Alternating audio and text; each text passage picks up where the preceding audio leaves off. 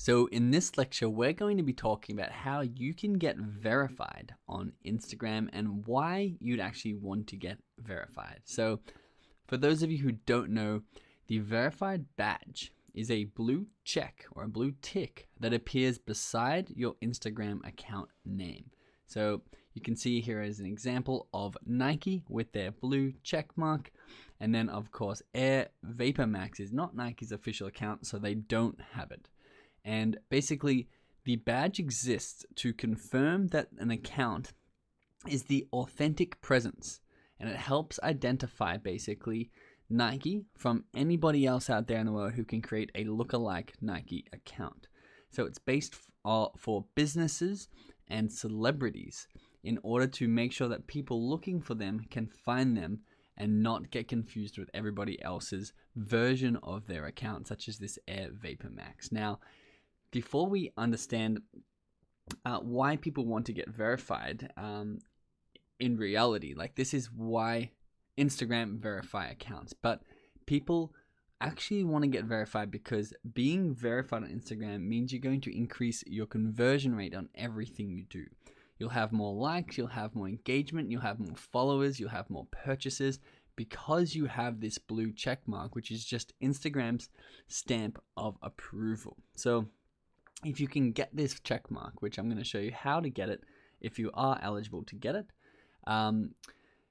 you're basically going to increase the amount of money you make and increase your account growth in everything that you do on Instagram. So first question is, what do you need to be verified? Why do you need to be, what do you need, back and forth here. What do you need to be verified on Instagram? So you must be a real person or a registered business. Now, I'm going to go through exactly how to do this in the most legitimate way possible. There are some black hat strategies out there, which I'm not going to be teaching in this course. I'm going to be teaching if you deserve to be verified, how to do it. And if you're a real person or you're a registered business, you can be verified. However, being a registered business is 10 times easier to get verified than being a real person. So if you start as a business account, you're much more likely to get verified than if you are a brand or a personal account.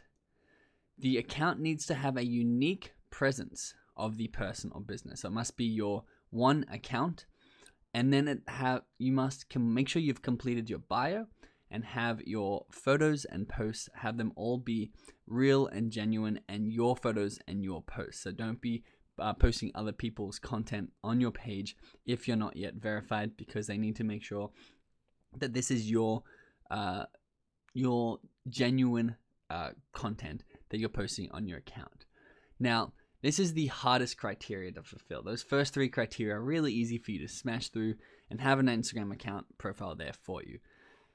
Your account must be what Instagram call notable, which is well known and highly searched. Now, of course, the black hat strategies to do this is people try and fake this data. They try and get a lot of people to search their account and a lot of people to try and imitate their account, and then go to Instagram and say, my account's highly searched, highly imitated.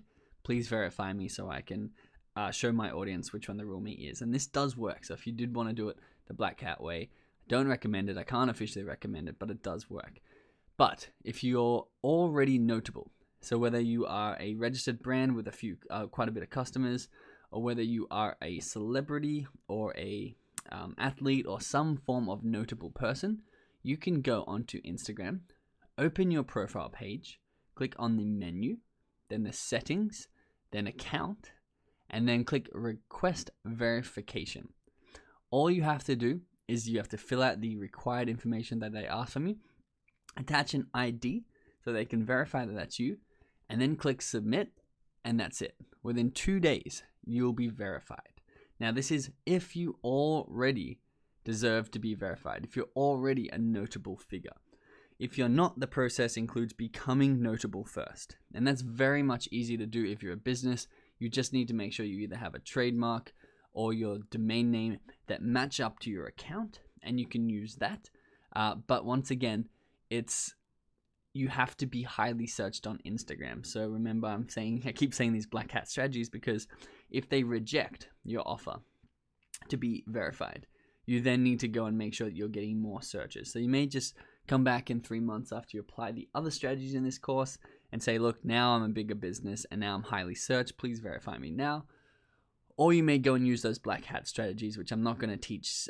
So please don't ask questions about the black hat strategies about getting verified. It's against Instagram's terms of service. So I will be actually not entertaining that in this course, but they're out there if you wanted to Google it for yourself.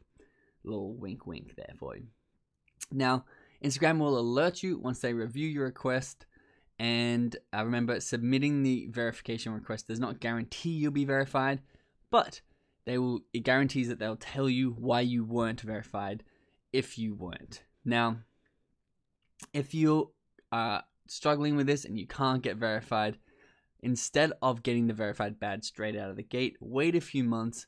But the other ways you let everybody know which account is yours in the meantime.